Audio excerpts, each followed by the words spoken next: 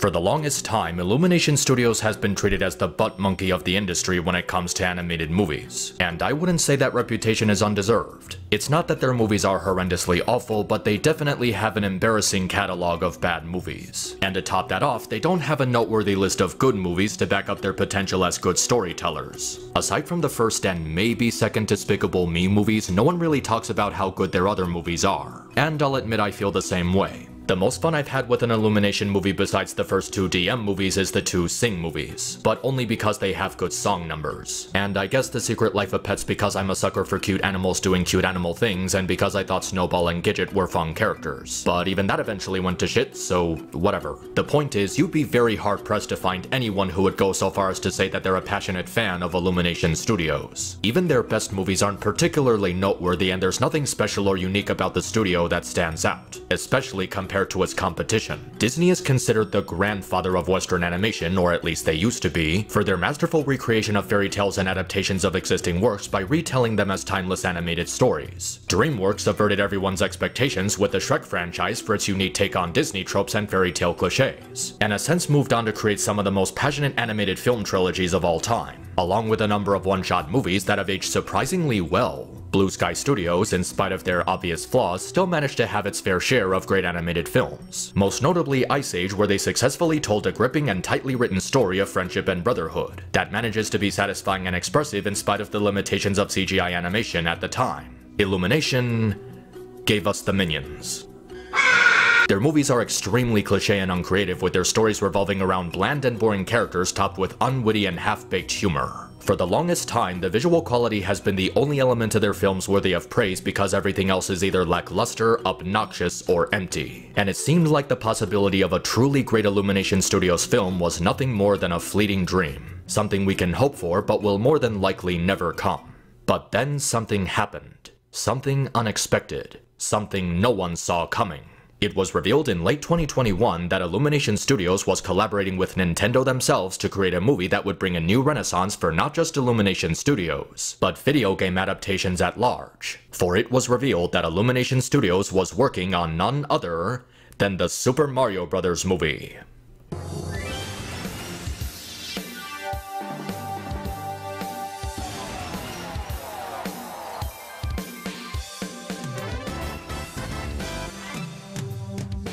The lead up to this movie has been quite the journey. First, people were dreading it and making fun of it for the simple fact the movie was being made by Illumination Studios. But when the movie released its first trailer, people's thoughts were changing with the wind. They were amazed by the faithfulness of the source material, how vibrant and expressive the visuals were. They were stunned by how seemingly they recreated settings from the games. The movie went from something being made fun of to something people had growing hopes for. And that wasn't the end of it. With the release of more trailers, people's expectations for this movie began to soar, as it didn't seem like your average run-of-the-mill Illumination Studios film. The humor was actually charming with no shitty and predictable punchlines. The story had an interesting and original spin on the Super Mario formula. The characters had fun and charming personalities and entertaining chemistry between each other. And there were all sorts of Easter eggs and elements from the source material that were being used without it being cringy fan service. It actually felt like the Sonic the Hedgehog movies, where the people behind the film were using the source material to tell a fun story instead of just exploiting a popular IP for money. And for this to come from Illumination Studios, that was definitely saying a lot. Hopes were high and expectations were set for Mario fans around the world until the movie was finally released on April 5th. So, how does it meet all those wild expectations? Well, you've seen the title of the video, so you already know the answer. This movie is a whole lot of fun from beginning to end. From the opening scene to the end credits, it's a delightful time as both a moviegoer and as a lifelong Mario fan. Now, this is going to be a largely spoil-free review of the film, as I don't want to ruin it for anyone who hasn't seen it yet, but I'll still go over the movie's qualities and elements to look over what works and what doesn't. And fortunately, there's a lot in this movie that works. The first strength being its unique take on the Super Mario formula. We're all used to it being about Mario and Luigi teaming up to rescue Princess Peach, but this time it's about Mario and Princess Peach teaming up to rescue Luigi. By making the plot focusing on rescuing Luigi instead of Peach, the story has much stronger emotional stakes to it. Mario has a stronger and much more established relationship with Luigi as where he only just met Peach, allowing his determination and struggles he goes through to rescue him feel more authentic and deserved. It also allows for a very refreshing dynamic between Mario and Peach, where they get to have a fun and charming relationship and get to know each other better over the course of the story. It's a really refreshing approach to the formula after so many years of just having her being a plot device for Mario to rescue. The way the movie is paced is also pretty good, even if its third act is a bit rushed. The movie takes its time to build up plot points and establish characters, allowing the audience to gravitate to them properly. You get a good feel of who everyone is, what motivates them, and why they act the way they act. As for the characters themselves, they're a lot of fun to watch. Mario is a pretty tame everyman who has an arc about wanting to prove himself to others while wanting to protect his brother Luigi. There's a scene at the beginning of the movie where Mario is doing all these free-running stunts across a construction site while the two are trying to get to a client for their plumbing business. And along the way, Mario takes the time to help Luigi across the obstacles because he knows he's more timid and not as athletic. It's a great visual storytelling technique that establishes Mario's protective nature of Luigi, and his desire to look out for him without resorting to any dragged out dialogue. He's also really smart and knows how to carry over experiences into different situations. In the battle against Donkey Kong, he incorporates strategies he learned while going through Peach's obstacle course, so he demonstrates a lot of flexibility and planning during tense situations. It's also great to see his victory over Donkey Kong feeling earned after his experiences in the obstacle course instead of just letting him win as a result of plot protection. He doesn't automatically get through during the first try and fails a whole bunch of times before finally almost getting to the goal. And Peach tells him that the important thing is that he learned from his past failures and made progress, and that progress and drive to keep pushing himself no matter how many times he gets knocked down pays off when he bests DK in the arena. He's also really noble, which is in tune with his personality in the games. In spite of DK constantly putting him down and acting like a jerk, he still takes time to show mercy to him, protecting him and watching his back during battles against the bad guys. And he doesn't brag about it either. It's just that desire to help others out of the goodness of his heart. The way Mario is portrayed in this movie is highly satisfying, allowing his character to go through legitimate struggles and challenges for his triumph in the climax to feel properly earned. And the other characters are fun too. I've been hearing a lot of people complaining about Peach being some sort of female empowerment stereotype like Rey Palpatine or whatever the hell her name was from Rings of Power. And Peach isn't any of those things in the movie. She was always meant to be a more independent female character as far back as the original comics released in the US. Even Miyamoto himself has stated that Peach was intended to be a stronger and less reliant character, and the movie does a great job at demonstrating that ideal of her character being more outgoing. It allows her to be a faithful companion to Mario, helping him through the dangers of a world he isn't familiar with while giving him enough space to grow on his own. There's a proper balance in the way they both progress during the events of the movie. She acts as a mentor to him, helping him learn more about the wider world and how to have more confidence in himself. And there's a lot of respect to how that dynamic of their relationship is handled. And there's also no forced romance between them, allowing them to get to know each other naturally to build up their relationship to be wholesome and poignant. Luigi has a more downplayed role in the film, but still gets to have an important one as the little brother who looks up to Mario as his hero, feeling inspired and learning to be brave by following his example. He has a timid and more reclusive personality, taking after his portrayal in Luigi's Mansion, and it makes for a good representation of the character by showing how familiar the filmmakers are with the source material. He also gets a bit of a standout moment during the final battle, and it feels like a good payoff. Seeing him learn to be brave because of Mario always inspiring him and looking out for him is a pretty nice bit of character development for him. Then you have Bowser, who's a lot of fun to watch. When you hear about the King of the Koopas being in a feature-length Mario movie, this is the kind of Bowser you would expect to have. Menacing while also being really funny. He's a hopeless romantic obsessed with winning Peach's affection, but they do it in a way that allows him to still be sinister and villainous. It makes for some really good jokes and funny banter between him and his minions, and he also displays a lot of intimidation when he gets serious. He's brooding and powerful, and the movie does a good job in balancing his more comedic side with his vicious, short-tempered attitude. Even Donkey Kong is pretty entertaining with the screen time he's given. He's got a bit of an ego-boasting personality, and his quibs with Mario are mildly amusing enough. The only weak point he has in the movie is this really rushed resolution to their rivalry. There's a scene where they start talking about how they both feel embarrassed by their dads, and then they start getting angry at each other, and then they suddenly just stop fighting and become a cooperative team.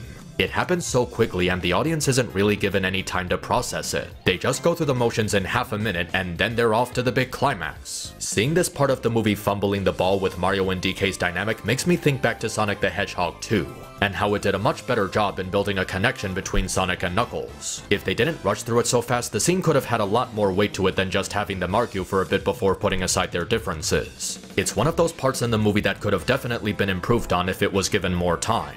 But in spite of that, the cast manages to be very charming and they never do anything cringe-inducing.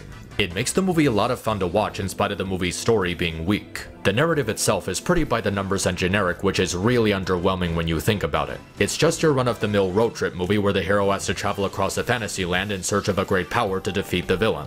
But even though the story is generic, I will give it credit for avoiding some of the more horrible cliches and tropes you would see in an Illumination movie. There's no pretentious liar-revealed plot or an annoying third-act breakup between the characters. They know what the audience wants to see and they give it to us without any horrible filler to pad out the runtime. It helps the pacing of the story feel tighter and properly laid out. The visuals are also excellent. Not just that the animation looks good, but because of the camera work and dynamic angles that go into the cinematography. Every shot is huge and presents a massive scope of the world, making you feel like you've really been transported into the Mushroom Kingdom. It helps in establishing the setting and tone of the movie with beautiful atmosphere and sound design. The music is also really good. There's a lot of fantastic recreations of familiar tunes with fluid energy and mesmerizing direction with each instrument. It does a really good job in getting you pumped up for what's happening on screen while capturing the tone of this optimistic world of adventure. But the element that really helps this movie shine as a Mario movie is its unquestionable love and faithfulness to the source material. Unlike that horrible live-action movie from the 80s, Illumination Studios knew exactly who their audience was and how to entertain them. There's all sorts of smart and thoughtful uses of material from the games and incorporating them into the story in a believable way. Much like Sonic the Hedgehog 2, it uses elements from the games while telling a new original narrative that isn't just a cheap imitation of the plot from the games. Without going into too much detail, there's this one scene where they reference the infamous blue shell from the Mario Kart games, and the way it's integrated into the story and the world the movie sets up is a stroke of brilliance. There's a lot of moments like this throughout the movie, where they use things that fans of Mario are familiar with, but not in a way that's fan service for the sake of fan service. They help move the story forward in a natural way without it being desperate. The references and Easter eggs are intrinsic with the world, and are used in a way that isn't careless or predictable. With all the little nods and hints they make to various Mario games, you can tell that this was a passion project that Illumination Studios really wanted to succeed in doing. And collaborating with Nintendo and Miyamoto to bring the film to life really shows how much they wanted to stay true and faithful to the source material. It's as much of a love letter to Mario fans as the Sonic movies are to Sonic fans, because a lot of respect and care was put into adapting this IP for the story they wanted to tell. It keeps a consistent tone, never being too dark or too cheery, and it has a fun presentation with how much time they put into recreating all of these familiar settings from the games. Even the comedy is surprisingly tolerable for an Illumination movie. The jokes they go for are enjoyably silly without being too hyperactive and loud without taking away from the drama of more serious scenes. And even if they're not that funny, they never do anything cringy or unbearable or overly childish. I really have to respect Illumination for showing restraint when it comes to their more juvenile style of humor, and not allowing any of it to creep into this film. The Super Mario Bros. Movie is a perfect example of not judging a book by its cover, because for all the time people have spent making fun of Illumination Studios and expecting this movie to be bad, this was some of the most fun I've had with a video game adaptation since last year's amazing video game adaptation. It's a movie that knows what it wants to be and who it's trying to appeal to, and it remains faithful to both fans of the games and the wider world of the Mario universe itself. If I had to go with one major complaint I had with the movie, it would have to be the star casting they used for the voice acting. Anya Taylor-Joy is pretty good as Peach and Jack Black is okay as Bowser, but every other voice actor is just grating. Their voices are so generic and don't fit any of these characters at all, and it's painfully obvious they just wanted to cash in on popular Hollywood celebrities instead of finding people that were best suited for these roles. In order for me to really delve into this problem, I would have to make an entire separate video delving into the problem with star casting for animated movies and why it almost never works. But that's a topic for another day. With that said, I can safely say the Super Mario Bros. Movie is a really fun movie, and it just might be Illumination's best movie to date. Perhaps not as solid as Despicable Me, but it's definitely their most passionate film with the love and respect they had for these characters and fans of the source material. It's easy to tell that the studio was really ambitious about this one by avoiding so many of the traps that are laced throughout their other movies, and just wanted to tell a fun story with charming characters. I would actually go so far as to say that it's the second best movie of 2023 so far, after John Wick Chapter 4.